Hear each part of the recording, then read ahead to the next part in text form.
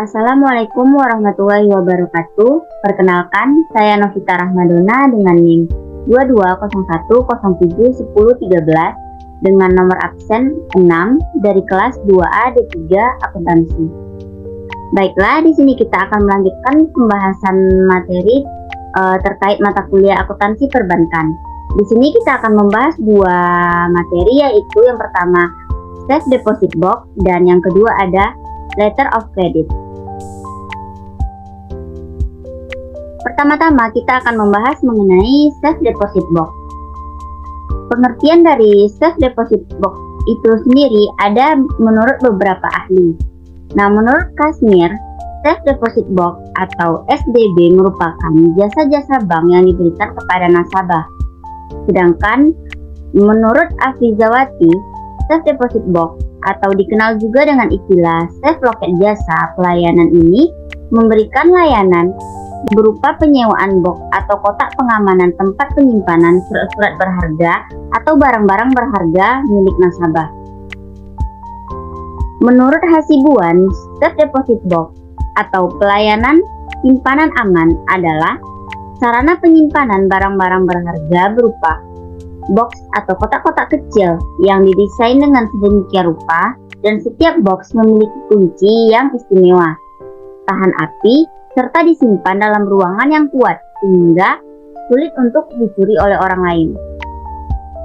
Nah, dari beberapa pengertian dari ahli tersebut dapat disimpulkan bahwa Safe Deposit Box adalah pelayanan jasa yang diberikan kepada nasabah untuk menyimpan barang-barang berharga yang disimpan dalam ruangan yang aman. Selanjutnya, tujuan dari Safe Deposit Box. Yang pertama tentunya untuk menyimpan surat-surat berharga dan surat-surat penting seperti sertifikat deposito, sertifikat tanah, saham, obligasi, surat perjanjian, surat nikah, ijazah, paspor, akta kelahiran, dan surat atau dokumen lainnya. Tujuan selanjutnya yaitu untuk menyimpan harta benda berharga lainnya seperti mutiara, berlian, intan, permata, emas, dan lain sebagainya.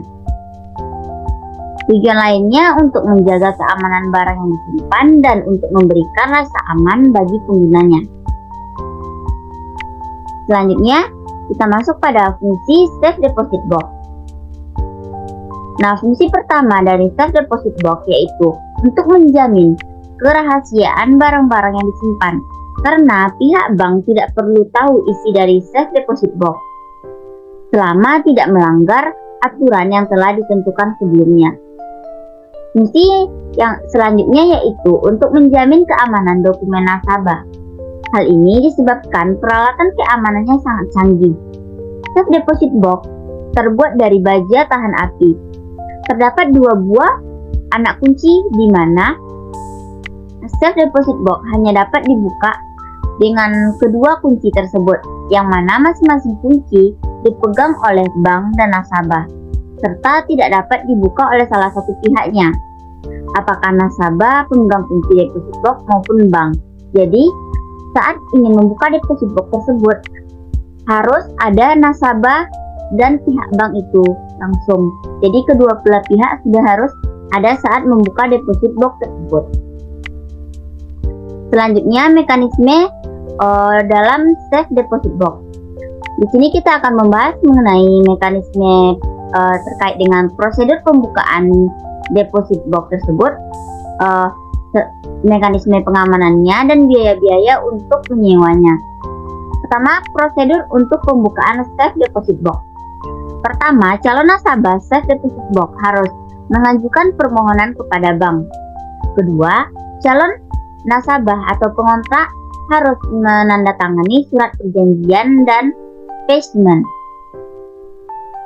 Yang ketiga, pengontrak harus membayar terlebih dahulu uang kontraknya. Yang keempat, pengontrak harus mengembalikan kunci boxnya apabila kontraknya telah habis. Dan yang terakhir, apabila pengontrak meninggal dunia, maka yang berhak untuk mengambil simpanannya adalah ahli warisnya yang sah. Yang mana ahli waris yang sah ini yang tertera di dalam kontrak yang telah dibuat sebelumnya.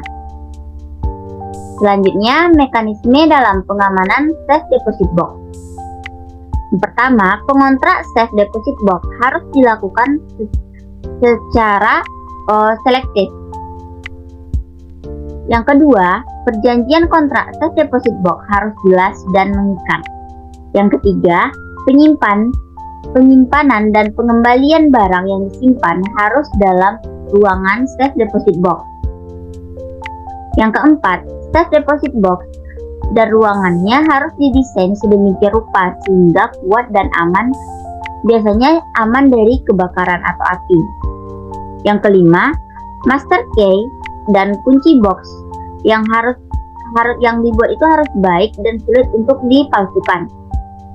Yang keenam, master key yang dipegang oleh karyawan bank, sedangkan kunci boxnya dipegang oleh nasabahnya.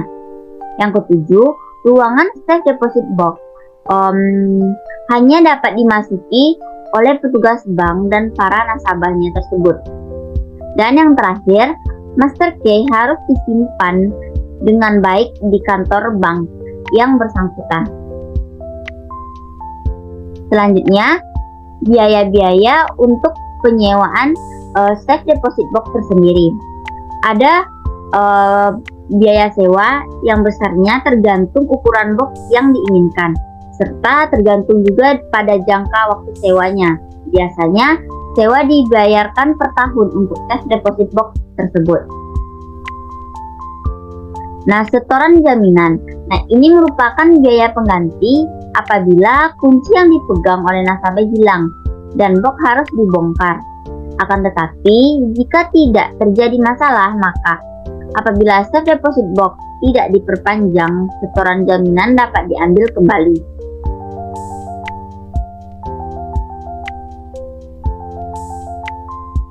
Nah, selanjutnya kita akan membahas mengenai letter of credit atau biasanya itu disingkat dengan LC. Nah, pengertian dari letter of credit adalah surat yang dikeluarkan oleh bank devisa atas permintaan importir nasabah bank devisa.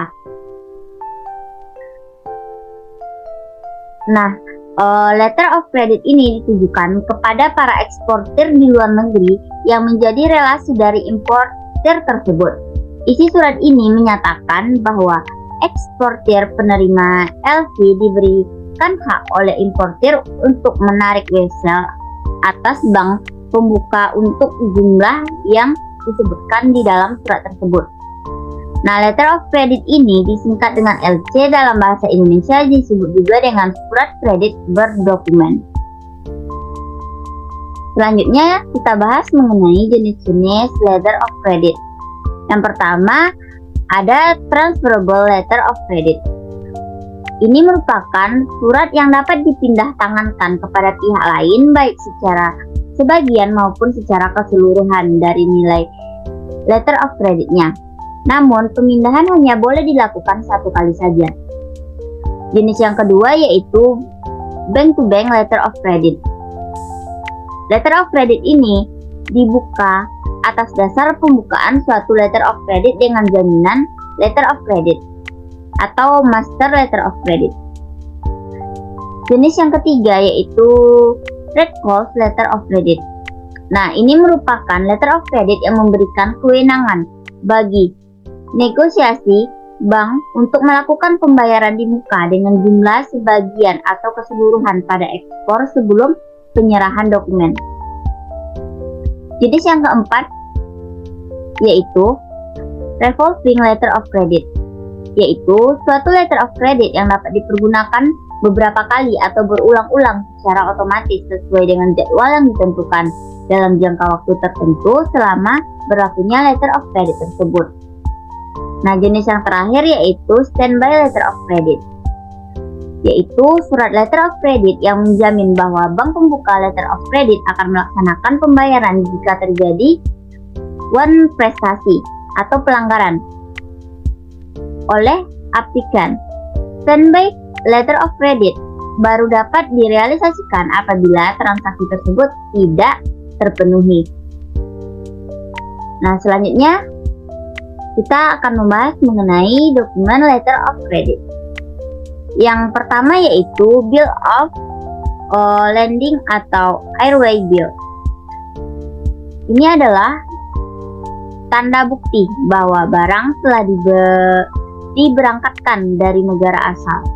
Selain membuktikan barang telah dikirim, bill of lading juga berguna untuk membuktikan kepemilikan barang yang telah dikirimkan.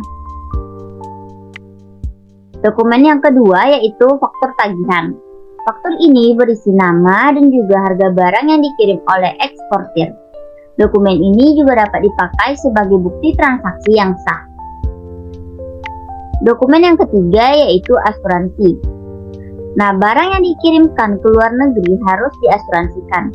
Asuransi berguna untuk menjamin keselamatan barang sampai ke tujuan. Apabila terjadi kerusakan atau kehilangan barang di sepanjang perjalanan, kerugiannya akan ditanggung oleh pihak asuransi tersendiri. Dokumen selanjutnya yaitu packing list.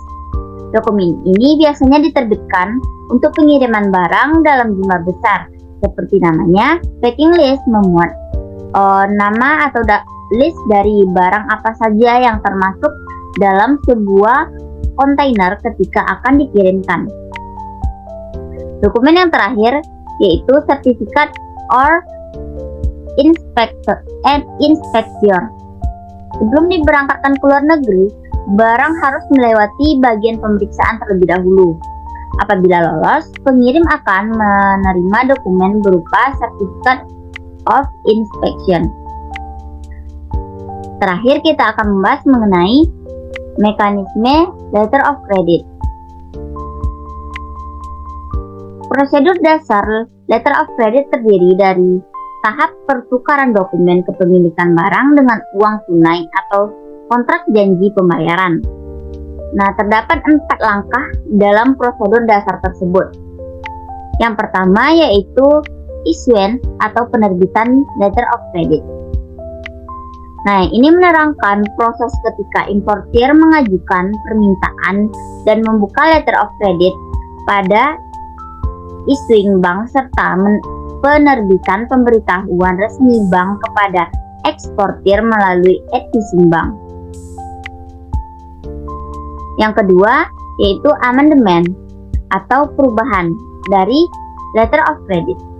Pada saat letter of credit dalam proses pelaksanaan ada kalanya timbul perubahan, yaitu perubahan kondisi letter of credit yang harus dilakukan dan disampaikan pada pihak yang terlibat dalam letter of credit tersebut, sehingga letter of credit yang dibuka pada umumnya berkisar pada penambahan jumlah letter of credit, perpanjangan tanggal letter of credit, perpanjangan masa berlaku letter of credit, perpanjangan tanggal negosiasi, dan lain sebagainya. Selanjutnya ada mekanisme mengenai utilization atau pemanfaatan. Nah, ini menjelaskan tentang prosedur pengiriman barang oleh eksportir, transfer dokumen dari eksportir ke importir melalui bank, dan juga transfer pembayaran dari importir. Yang terakhir ada settlement atau penyerahan pembayaran. Ini adalah proses penyampaian dana pada eksportir setelah menunjukkan dokumen kreditnya. Baiklah, itulah materi mengenai safe deposit box dan letter of credit.